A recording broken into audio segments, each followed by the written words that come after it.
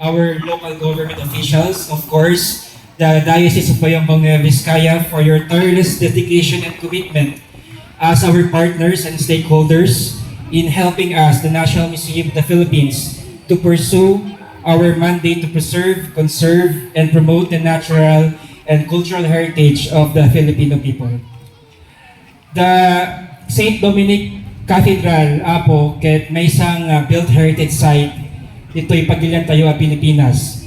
It protects the people, the church-goers, but the question is, who will be there to protect the cathedral complex? No other than we, the Filipino people. So we hope that our partnership will not cease with today's event and program, the unveiling of the historical marker of the Saint Dominic Cathedral Complex as an ICP, as we strive to continue working together in protecting the culture and heritage of our country. We, the custodians of our country, a promising future for the Filipino people. May we always be bound together in the realization of the common good and the fulfillment of our shared ideals. Once again, Apo, thank you so much po for protecting the St. Dominic Church Complex, declared as important cultural property. And with the declaration of this church complex, of this cathedral complex as an ICP, it will ensure us na proprotektahan po siya ng Estado, ng ating gobyerno, para makita pa po ng mga susunod na generations to come. So this declaration, this heritage marker, is our legal basis po para protektahan po ng ating gobyerno, ng ating Estado, all the Filipino people, ang ating cathedral complex as an ICP, as an important cultural property. So once again, agyaman kami unay ako, iti Cebu Bukid National Museum of the Philippines. Congratulations po sa Diocese of Bayambong, to the local government of Bayambong, and of course sa lahat-lahat po ng mga residente ng Bayambong Nueva Vizcaya. Diyos mo na itiagin na po. Thank you. Thank you very much, Mr. Paulo Mar A. Chan, the representative of the National Museum of the Philippines, gracing with us in this historical event. Also, we have Honorable Presi Marcos, along with Honorable Ronald Alan Barnacha and Honorable Ben Pagtulingan, who forms the Municipal Council for the Culture and the Arts. May we have a warm round of applause, please, for them.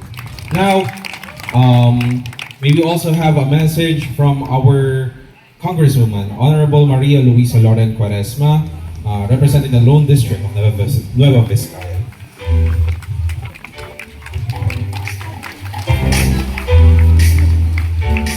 Thank you very much,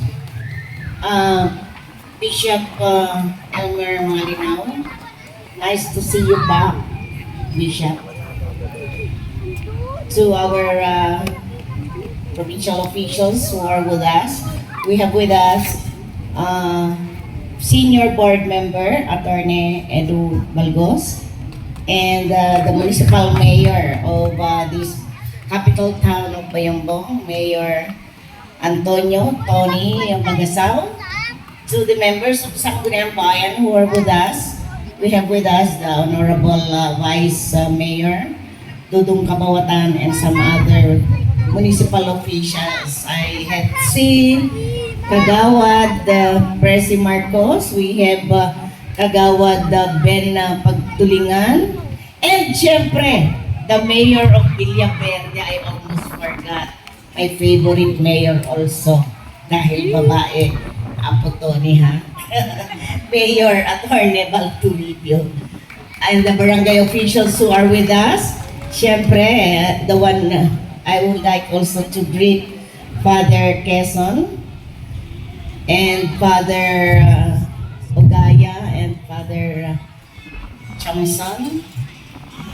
And amin na po, kablaawang kay amin tinaimbag nga bigat. Especially, syempre, tipisita tayo from the National Museum. The OIC Director for Northern Luzon, Paulo Chan. This is the second time that we've seen each other. The first time was when Bambang was also declared as a cultural heritage, right? And this is the second time. So kada kayo amin na po, embag nga bigat, and happy fiesta, patronal fiesta to Saint Dominic de Guzman. So we've heard what our OIC director of the National Museum had said.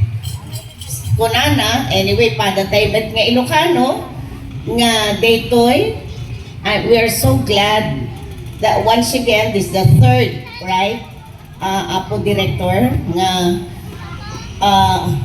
the first was Dupax, second was Bambang, and here we come now, here in the Cathedral of Bayombong. So just a while ago, I was talking to Director Paulo.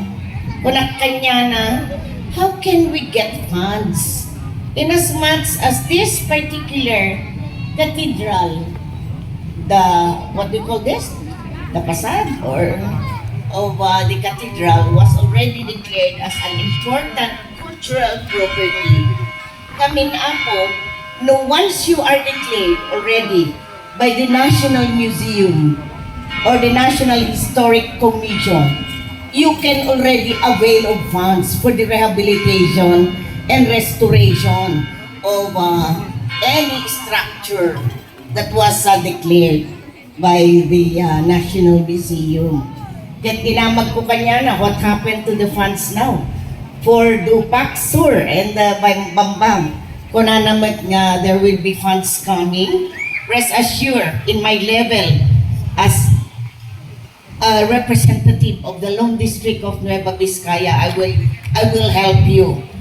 Tumawat na tipondo, syempre you initiate, and then I will support so that we can bring home.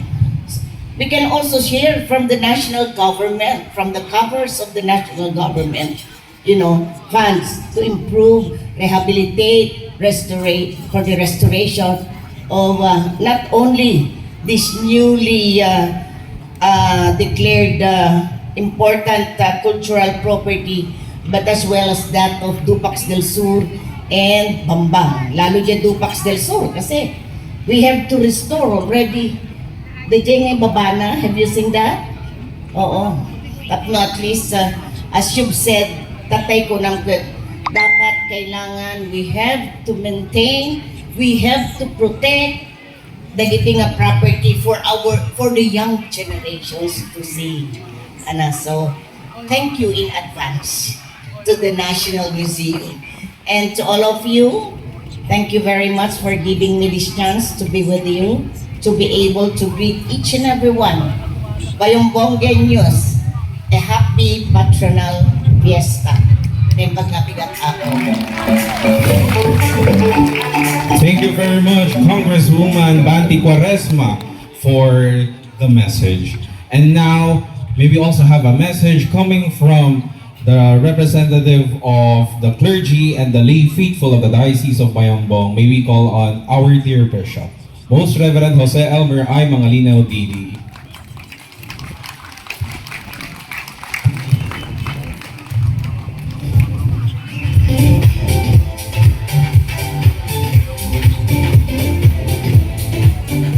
Happy Fiesta. One of the many lessons of life is that if we want to remember the history of the past, we should learn to preserve it. And this celebration is all about. We want to remember our forefathers who have built this church, the priests, religious, and our lay leaders who gathered together, giving their time, their talents, and their treasure in order to come up with this beautiful house of God. So remember, when you see the cathedral, it stands for our faith. Amen. Amen. And it stands for the people who had started it first, and we joyfully continue what they have begun.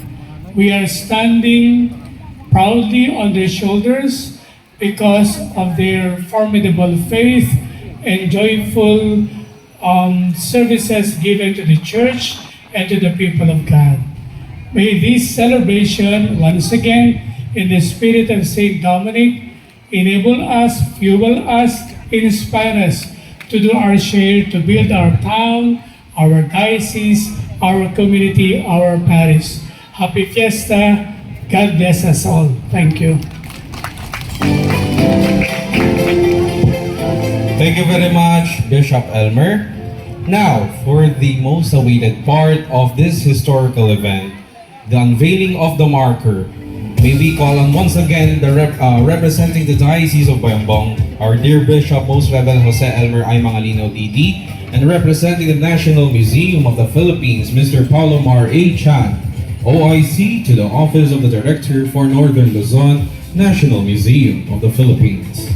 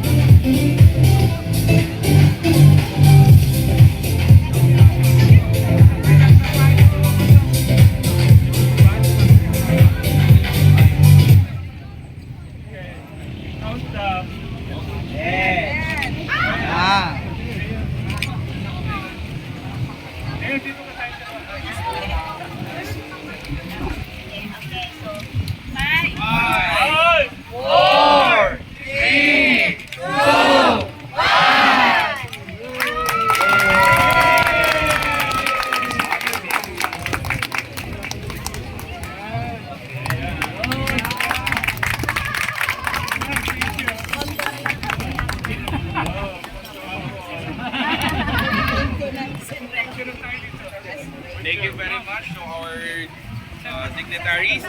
This concludes our program for the unveiling of the marker in the National Museum of the Philippines, declaration of the Bayambong Cathedral as an important cultural property. But nevertheless, the program might end, but our commitment to continue to conserve the richness of our culture and history, tangible and intangible as it may be, will now commence on this day on.